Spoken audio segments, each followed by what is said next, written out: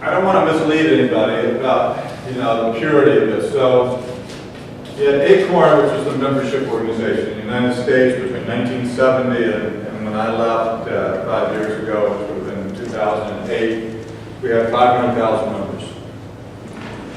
But we also, and then that membership is made of local community organizations at each city level, state level, and a delegate structure. But we also had other organizations within a larger family.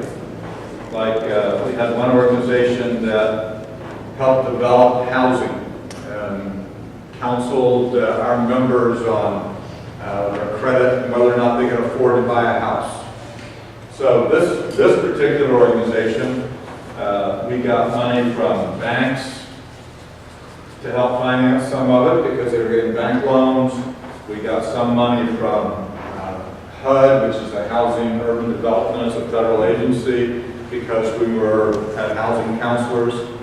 So it's not ACORN, the membership organization that was making these decisions, had subsidiary or partnership relationships with a whole series of organizations. In fact, in 2009, after I left, when Congress started attacking ACORN, their whole big issue was they argued that there were 168 different corporations in the ACORN family of organizations. But by that point, by the time I left, we were a very large organization. There were 1,500 people on staff. We were spending between $80 and $100 billion a year. There were lots of different corporations. I mean, anytime we bought a building, we put it in a separate building corporation. We didn't keep it in ACORN. But ACORN was sort of the heart of the organization, and it had arms and legs going every kind of direction. Well, and those arms and legs might get funding from a whole bunch of sources, but they didn't impact the decision of whether or not ACORN endorsed somebody for president, or whether or not ACORN was involved in a political issue, whether or not ACORN decided on a particular issue. So I'm not trying to say you have to imagine building an organization where dues pays 100% of the bills. It may for a long time, but as you get larger, and certainly as we got larger, maybe too large, to be able to be sustainable. And that's a different story. There became lots of other organizations, so we just wouldn't put those into ACORN. If somebody wanted to do a housing project, we would create another organization that was a partner of ACORN's to do that, so that whatever happened in that stream of funding or whatever was not problematic to the main core of the organization. Well, this was interesting about dues, but yes, ma'am. I was just going to ask you, before you branched off into the subsidiary groups, did you pay from the direct membership, did you pay any of your administrative people?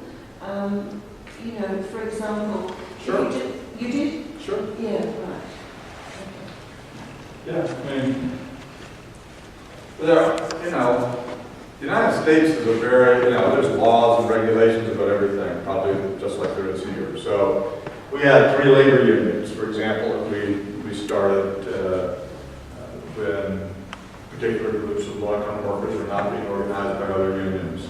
Well, over the years, some of these became part of larger labor unions that were still part of the ACORN family, but there's a whole set of different laws and regulations that affect labor unions than those that affect nonprofits. Most of them are nonprofit, but you have different things you have to file. There's lots of different rules. So that's more the issue, is how you make it all work together. The point that we're making here about structure is, I can't say too strongly that the beginnings prejudice the ends. How you begin an organization will often determine what that organization can be many years down the road. So you want the most organic and natural structure you can have.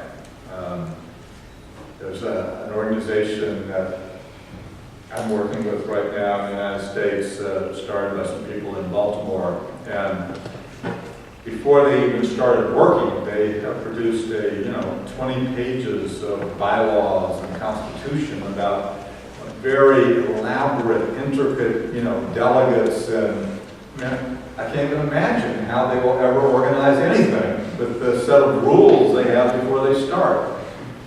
What we did is make sure Start from a membership, and if that membership was represented at every level by elections, but tried to keep the actual governing body fluid enough that the organization could adapt over time. So there were community organizations at different times. There were worker-based organizations that also were represented at different times. There were organizations of veterans or unemployed workers. Now, each of those pieces worked in a principle we called,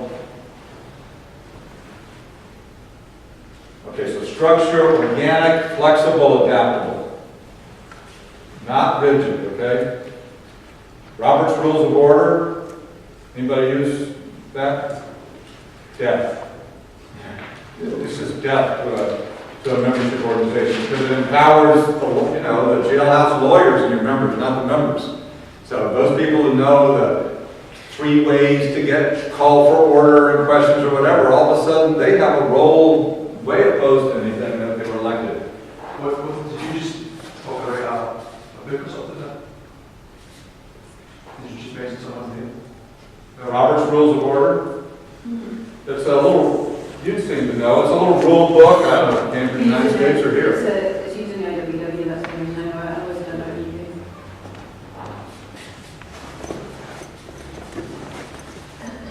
The principle we use structurally was coordinated autonomy.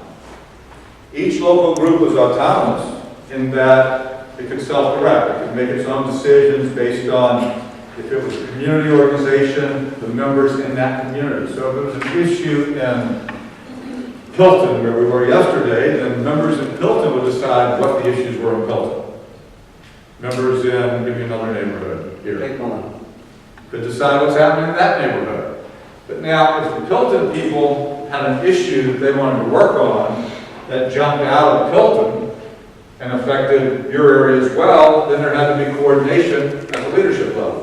There had to be an agreement before they could go forward. Same thing. So we could have labor unions, we could have community organizations, we could have all these different groups. If there was a citywide issue, all those organizations that were part of ACORN in that city had to come to a conclusion. If it ever had to do with a political endorsement, for example, it wasn't just consensus, but it was based on a supermajority. To endorse somebody, you had to have 75% of the support of everyone in that political jurisdiction. That doesn't mean that nobody was ever unhappy, but you reduce the chance of there being unhappiness so that the majority had to be so great. When ACORN on the national level endorsed Obama in the 2008 election, that was a result of 3 different leadership balloting procedures over almost a year period where he failed to get 75%. Hillary Clinton, had support from our New York organization, and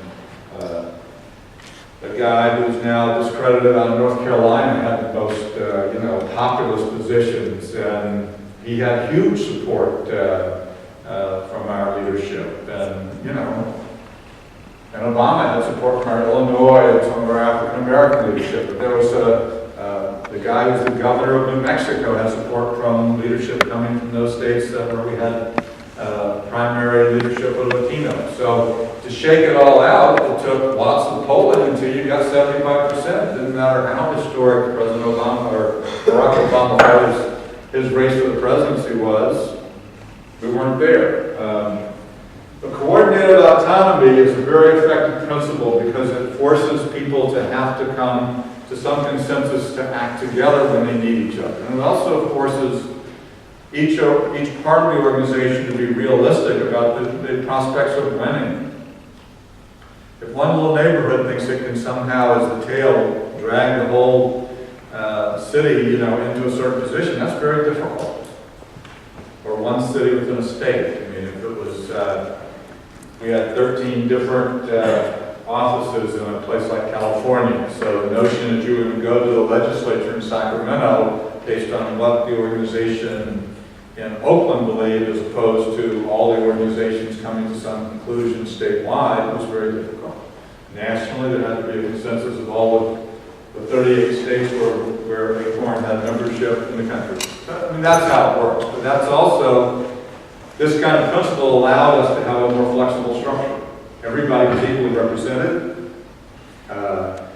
We used to say we worked largely by consensus, and consensus obviously has a very heightened meaning now.